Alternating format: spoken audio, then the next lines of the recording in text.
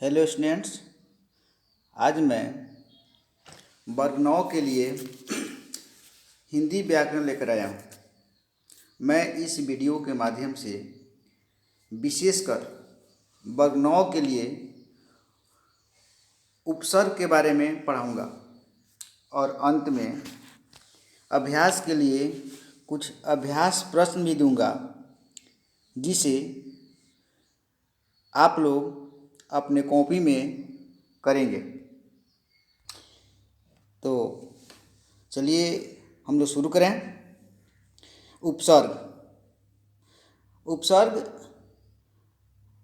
Class 9 के लिए ही ज़रूरी नहीं है, बल्कि व्याकरण के इस पाठ को हम लोग अगले क्लास में भी पढ़ेंगे और इसके पिछले क्लास वर्ग में 8वें में 7वें में भी हम लोग पढ़ चुके हैं। लेकिन आज इसके बारे में इसलिए विशेष चर्चा करनी है क्योंकि यह वर्ग 9 के प्रथम पाठ से संबंधित व्याकरण है।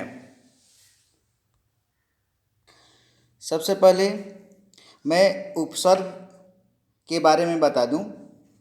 उपसर्ग क्या है? तो उपसर्ग का परिभाषा इस प्रकार होता है कि उपसर्ग वह शब्दांश है जो किसी शब्द के पहले लगकर या जुड़कर उसका विशेष अर्थ प्रकट करता है। अर्थात दूसरे शब्दों में देखा जाए तो उपसर्ग शब्दांश होता है जो किसी मूल शब्द के पहले जुड़कर उसके अर्थ को बदल देता है। जैसे मान। मान एक मूल शब्द है और उसमें अप जोड़ देने पर अपमान हो जाता है। अप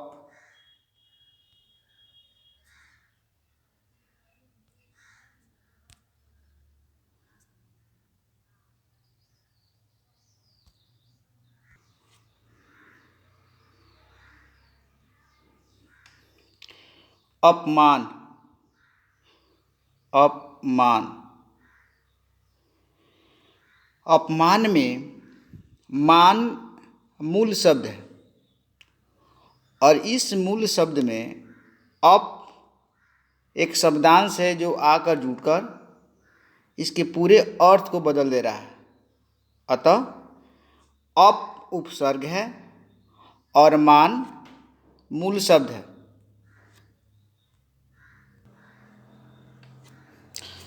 ठीक उसी प्रकार कार। कार में यदि अप जोड़ दें तो अपकार, अर्थात यहाँ कार मूल शब्द है और अप उपसर्ग है।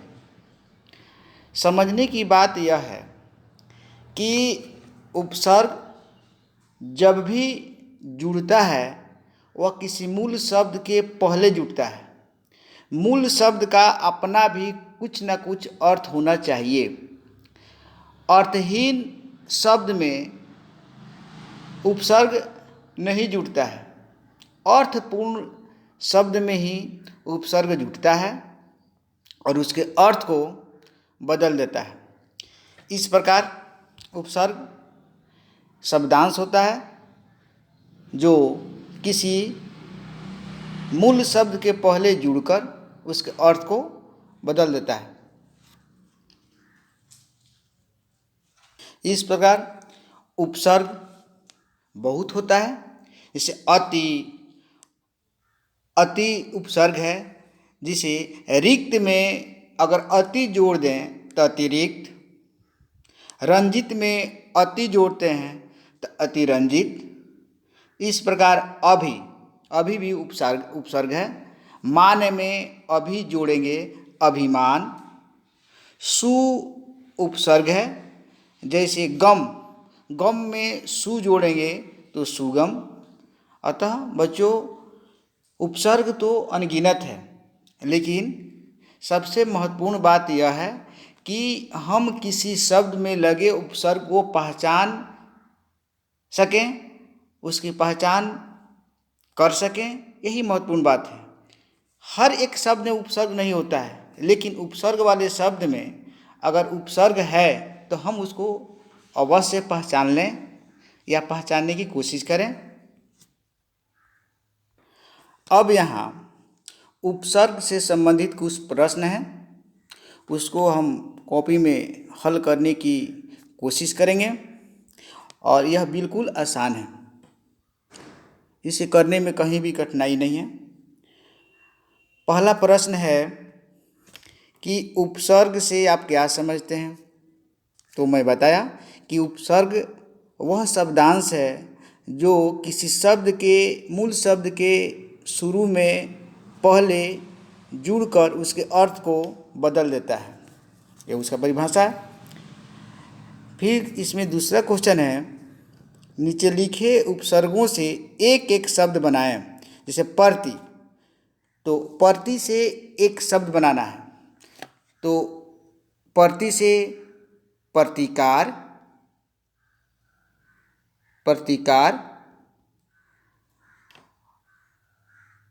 प्रति से प्रतिरोध, ऐसे बहुत से शब्द बन सकता है। फिर तीसरा प्रश्न है, प्रति उपसर्ग किस भाषा का है? तो ये चुनना है कि ये किस भाषा से लिया गया है। प्रति हिंदी शब्द है, संस्कृत शब्द है, अरबी शब्द है, फारसी शब्द है। बच्चों, उपसर्ग केवल हिंदी शब्द से नहीं आता है, ये फारसी से भी आ सकता है, संस्कृत से भी आ सकता है, अरबी से भी आ सकता है। जैसे खुश, खुश यह फारसी शब्द से आया है। खुश उपसर्ग किस भाषा से है? तो चुनना है कि इसमें से कौन सा भाषा है जिसे खुश शब्द आया है। पांचवा क्वेश्चन है, नीचे लिखे शब्दों में उपसर्ग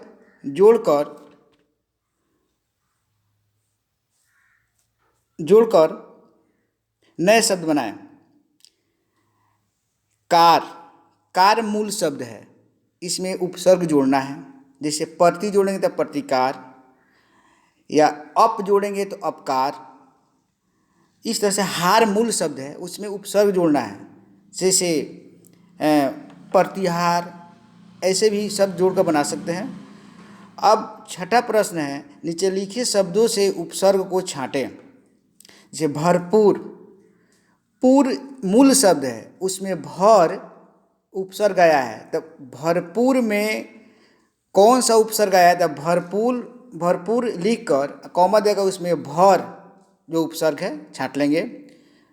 नाम, बदनाम, तो यहाँ पर है बदनाम शब्द है, इसमें उपसर्ग कौन है?